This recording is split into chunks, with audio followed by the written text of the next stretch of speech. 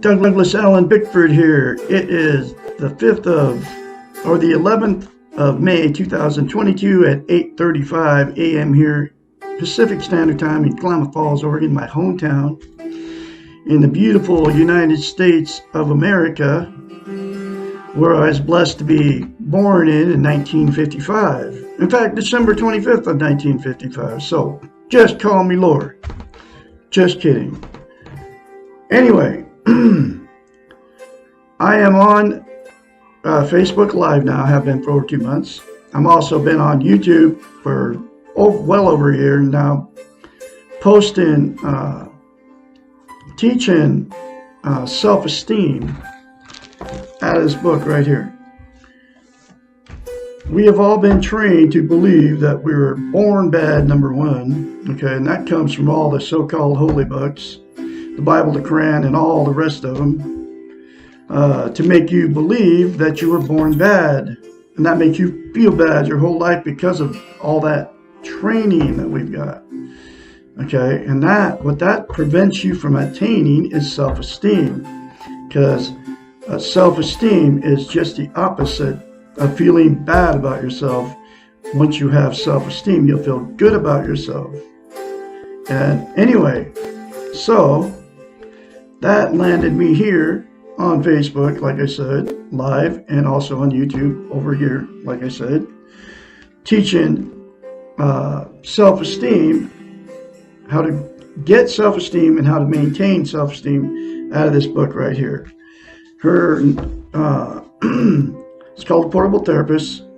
Her name is Dr. Susanna McMahon. She's got a PhD in psychology. She also has a master's in philosophy.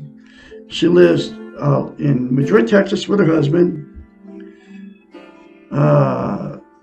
She's 73 years old. I think I said that.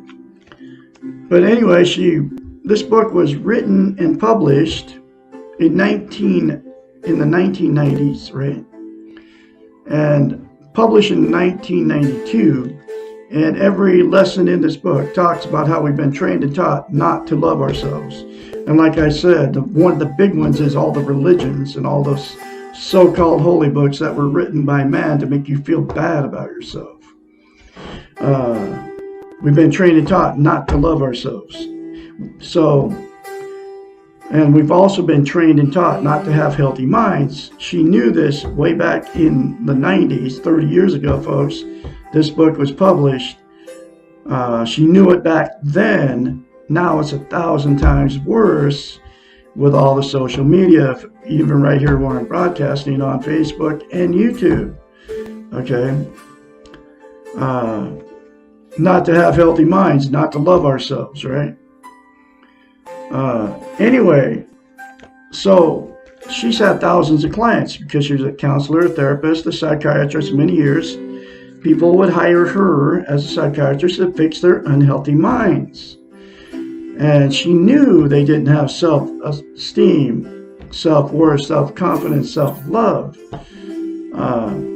But before I get into that, she knew that in order to get healthy-minded, we have to have self-esteem. But here's what self-esteem is. Okay?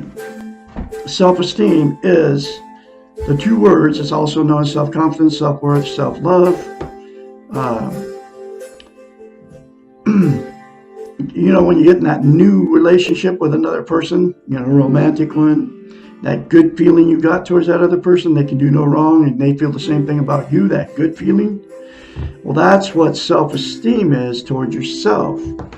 So she came up with a concept to give it to her clients because she knew they didn't have it. And the only way to get a healthy mind, and there goes Bubbles. Hi, Bubbles. The only way to get a healthy mind is to attain and maintain self-esteem. And she knew that as a psychiatrist, because what a psychiatrist is, they go to school for 10 years to learn how the brain functions, how it, it's a very complicated thing in our head here. But she learned how it works, because that's what a psychiatrist is. Okay. Anyway, so she came up with a concept. It's called mirror therapy. She's the originator of this concept. She told her clients to go home after their session would end, and their assignment going home was to say 4 things to themselves in the mirror daily without fail. I love you. I love my inner child. I'm worthy to be loved, worthy to love. I'm full of goodness. Those 4 things to her clients in the mirror, she knew it, would give them what is known as self-esteem, self-love, self-confidence, self-worth, so she could fix their unhealthy minds, okay? And the thing about self-esteem is, so it would give you that good feeling towards yourself, like you have, when you're in that brand new relationship, right? That's what it'll give you, and she knew that, okay? So, because you have to say those 4 things to yourself in the mirror daily for the rest of your life. And that's because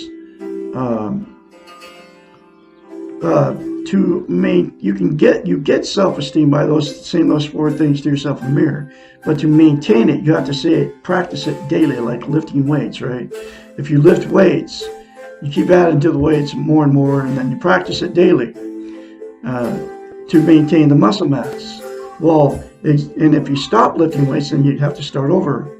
So self-esteem is the exact same thing, okay, for the brain. But it's way easier than lifting weights, folks. It'll take you less than 10 seconds. I love Douglas Allen Bickford. I love my inner child. I'm worthy to be loved. I'm worthy to love. I'm full of goodness. I mean, it's serious, like 5 seconds, folks. Instead of criticizing yourself in the mirror. Now, here's why she came up with mirror therapy. Mirror therapy is very powerful, and here's why. Because she knew as a psychiatrist, a psychological event happens. We cannot lie to ourselves in front of the mirror. We can't look dead straight in our eyes like I'm doing right here and say good things about yourself, when those 4 things are good things to say about yourself in the mirror. But you can't say it because you can't lie to yourself in the mirror. But it's very easier for you to criticize yourself in the mirror, or think it in front of the mirror when you're in front of the mirror in the morning, because you're not lying to yourself in the mirror, because that's what you believe about yourself. You can't say good things about yourself in front of the mirror because you don't feel that way about yourself. So the very first time you do it in front of the mirror, folks, you'll have to force yourself to do it, like I had to do, okay? And then once you force yourself to do it, then the more you say it, the easier it'll become. I mean, seriously. And the more you feel it, and the more you believe it. And there's billions of people, yes, I said billions with a B, folks, that don't have it because nobody's teaching them how to get it, okay? I'm the absolute only one teaching self-esteem, teaching you how to get it, which I just told you how to get it, teaching you how simple it is, and those 4 things to yourself in the mirror is that's how simple it is every day for the rest of your life, and teaching you how important it is. And here's why it's so important to attain and maintain self-esteem. We can't love without it. We can't be loved without it. And we also cannot be content. What content means is you feel good about how, where, and what you are. It's also known as internal peace. There's 10 things that people are using, that you're using out there, to try to be content. And they're all called externals. And here they are. Drugs, alcohol, sex, TV, food, gambling, religion, another person, material possessions, or money. 10 things. like I said, they're all outside of yourself. They'll make you content temporarily, but it will never make you permanently content.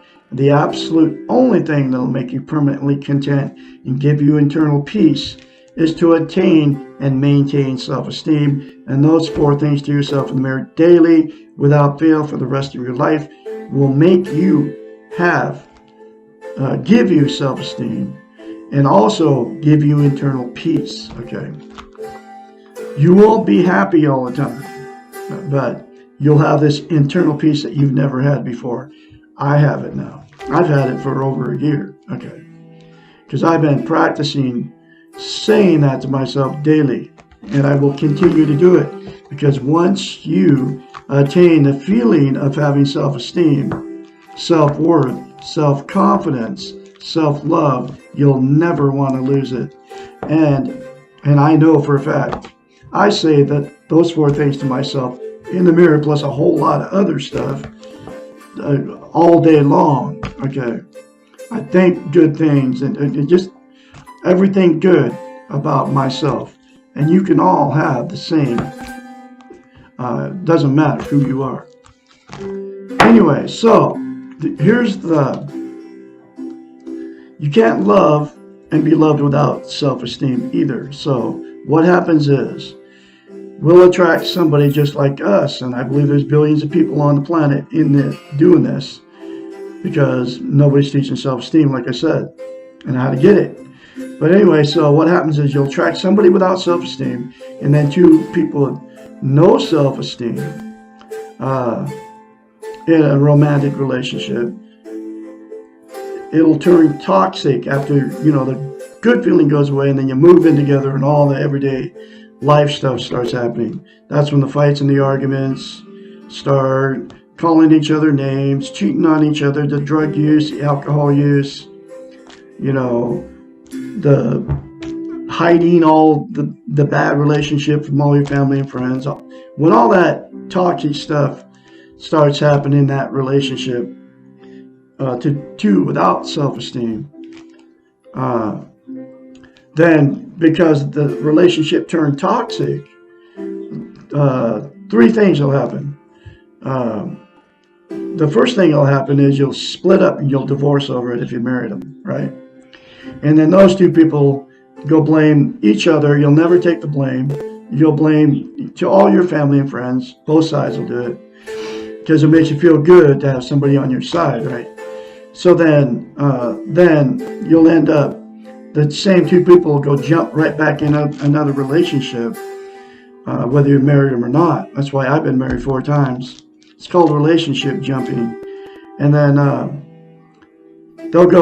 you'll go jump right back in, and the exact same thing will happen in that relationship, because you got back in another relationship without self-love. You can't love or be loved without self-esteem. So then that relationship becomes toxic. Like I said, this is why I've been married 4 times and divorced 4 times because of it. Okay. The second thing that'll happen in toxic relationships with people with no self-esteem, you'll just stay in it. Both people just go, screw it, and they'll just stay in it for years. And a lot of that's happening too. And then everything gets swept under the rug, all the bad that happened in that relationship. And then they turn out dysfunctional families, and then the cycle just continues on and on. Okay. That's going on too. Okay. And I know several of them just right off the top of my head. Okay.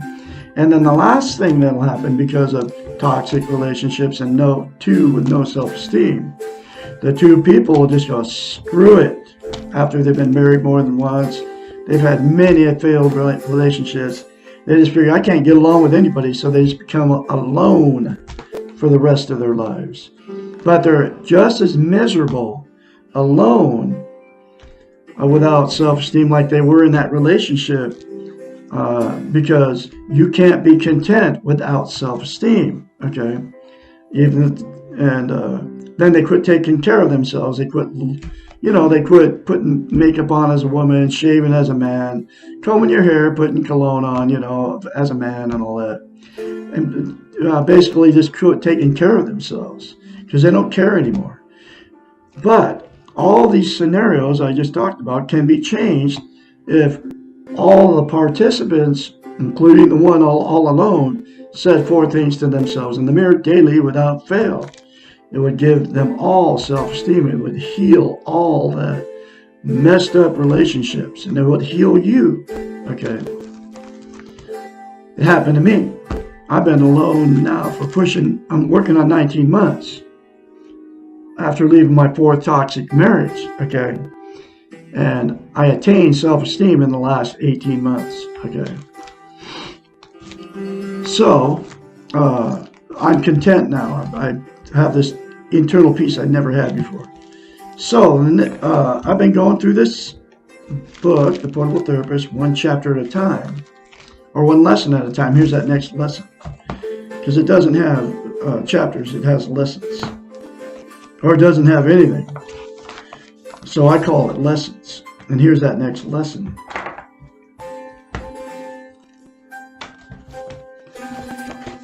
There are lesson 75. Why am I still afraid of my mother or father? From Dr. Susanna McMahon, psychiatrist. There are a surprising number of adults who ask this question. These people who grew up in dysfunctional families and who were abused or intimidated by one or both of their parents. This fear may continue into their adult lives in spite of separation from the parents, including death of the feared parent, and despite their present status in the world. People who are not afraid of anything else or who are professionally successful may still harbor anxiety and supposedly irrational fears when they think of or encountering this parent. Often these people revert to a childish state and act in immature ways when confronted by this parent. Large, powerful men and strong women quake when they have to deal with this feared individual, even if the parent is old, sick, weak, and frail. Why? This reaction is easier to understand if you are familiar with the concept of the inner child. Remember, this inner child does not grow up and is involved with our early feelings and reactions. When we are still afraid of our parent, it means that we are perceiving this parent through the eyes of the inner child. Excuse me. We are perceiving this parent as powerful, needed person that we are dependent upon for survival. Because they inflicted so much pain upon us when we were little, we still view them as stronger than we are and able to hurt us. It made sense to be afraid of them when we were little, but it no longer makes sense to fear them now that we were able to survive without them. However, the inner child does not relate to this type of rational logic. You cannot reason with a fearful child. You must understand and relate to the feeling.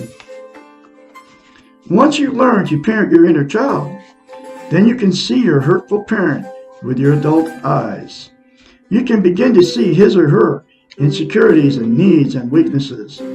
You will then see through his or her so-called power over you, and you can let go of the control that he or she is exerting over you because of your fear. You will view this parent as a person in the world rather than an object of pain. If you can separate yourself from this parent, you will see the evil in the abuse, and you can choose not to participate in the abuse. You can get out of the victim role. Do not try to change your parent or have him or her acknowledge or apologize for the evil that has been done to you.